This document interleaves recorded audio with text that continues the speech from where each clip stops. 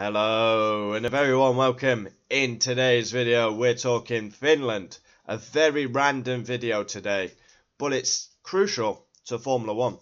We are without a Finnish driver for the first time since the 1980s, and this is huge for a country like Finland who have produced world-class drivers. You think of Valtteri Bottas, Kimi Räikkönen, Mika Häkkinen, to name a few. But yeah, Finland as a country have never hosted an F1 race, but for the first time since the 1980s we will not have a Finnish driver on the grid.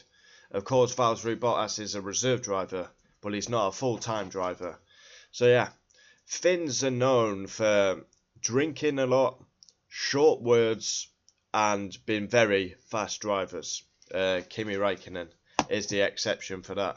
But yeah, Finland is out of F1 drivers for the first time since the 1980s.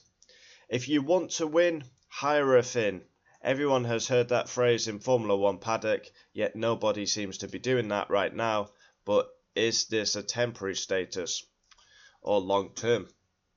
Yeah, massive for a country like Finland. Finland may have just 5.6 million inhabitants, just 0.07 of the world's population, yet it has immensely contributed in Formula 1's history. The Nordic country admittedly has never hosted a Grand Prix race, and neither has it had any teams in the World Championship. Still, among its 9 drivers competing in F1, there were 7 podium finishers, including Mika Salo, JJ Leto, 5 race winners, Heikki Kovalainen, he won at Hungary, Valtteri Bottas, obviously we all know Bottas, 3 world champions, Keke Rosberg, Nico Rosberg's father, Mika Häkkinen, 98 and 99 in McLaren, and 2007 for Kimi Räikkönen in Ferrari, and still Ferrari's last champion came from Finland. That's not counting Nico Rosberg, who was crowned in 2016 but raced under a German license from his F3 Euro Series campaign in 2004 before his short retirement. That's a surprisingly high victory rate, in a quote often wrongly attributed to Kimi Räikkönen. Famous Finnish journalist Heikki Kulta attributed this success to severe weather in the land of 1,000 lakes.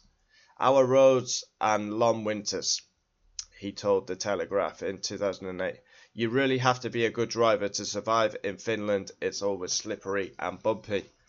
But yeah, they've got this no-nonsense approach. I mean, Kimi Räikkönen. Kimi, we need to keep working all 4 tyres. Yes, I'm doing all the time, so you don't need to remind me. Steering wheel now, where is it? A Grand Prix winner who raced for the likes of Renault, McLaren and Lotus. Kovalainen doesn't completely agree. We get used to sort of tough, slippery conditions from a very young age. Once we get on the roads, I guess you need to have some kind of better than average skill to survive and manage to stay on these slippery roads. Many people often mention that, but my feeling is that it's not a big contributor as it may sound. But yeah, we've seen some quality rally drivers from Finland. And we have a Finnish rally. But it's quite sad. They've always produced drivers. Mika Salo, then you get into Mika Häkkinen, double world champion. Kimi Räikkönen's been around forever. He recently retired. And then Valtteri Bottas has been carrying the flag at Sauber. I think it's harsh Bottas is not on the grid, to be honest.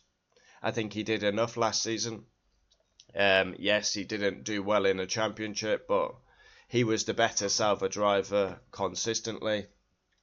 Harsh he's off the grid, but this is massive for a country like Finland, as they do not have a driver on the grid for the first time since the 1980s. Hopefully they can get someone else back on the grid.